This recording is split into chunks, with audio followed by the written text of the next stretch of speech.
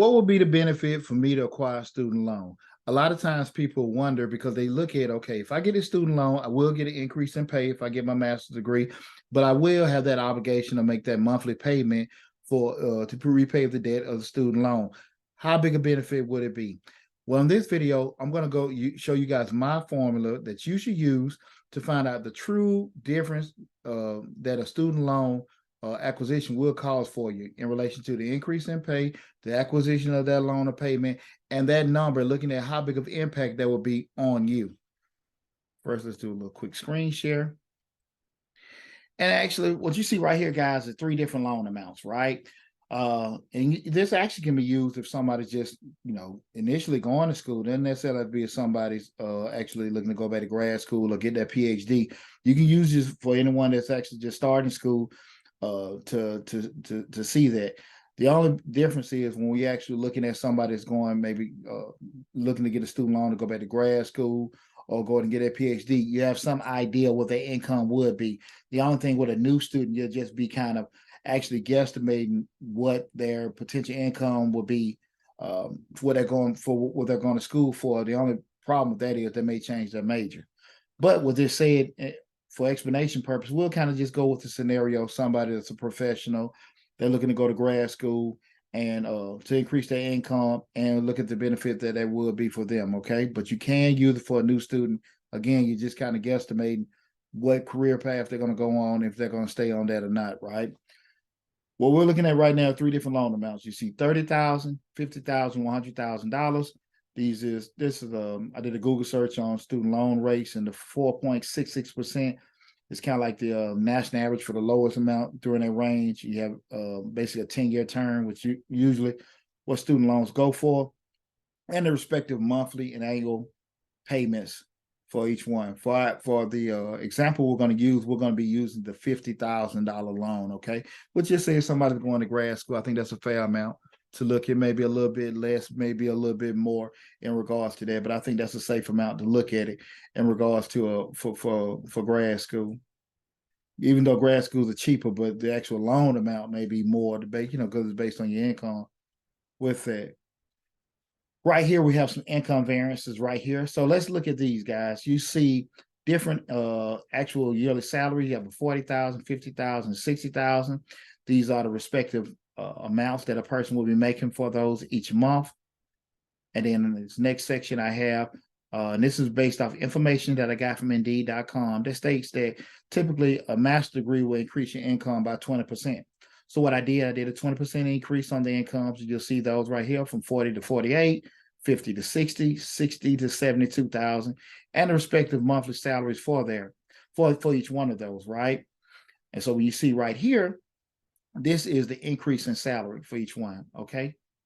So going from the actual $333 to the $4,000, we have $667, $833, and $1,000. For the example that we're going to be using to look at the variance and see the benefit of everything, we're going to be using the income of $60,000 going to $72,000, creating that $1,000 difference. So right here, when we go to our analysis section, this is what I want you guys to look at. Right here, the financial impact, they're going from $60,000 to $72,000 based off a $50,000 loan. Now, we did know that the actual, make sure we got that in there correctly with that. Yeah, make sure with that.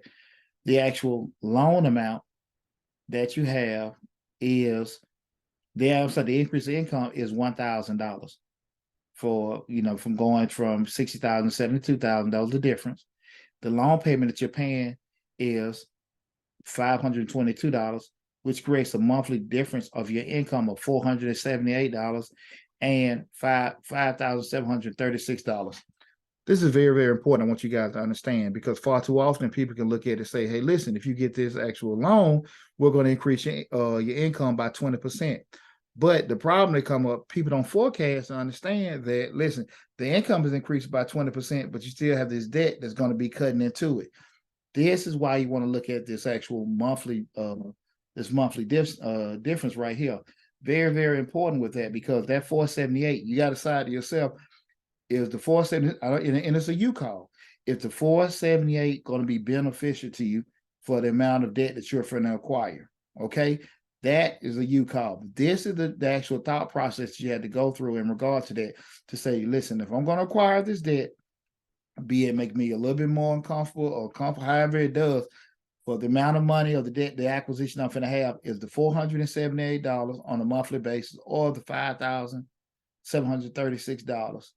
It's going to be benefit, is it worth that? Because again, we actually seen that, theoretically everything went up almost $12,000. That was a $12,000 increase that it went up, right? That's, from 60,000 to 72,000. So you can look like, hey, I got a $12,000 raise, but in essence, it only went up $5,736.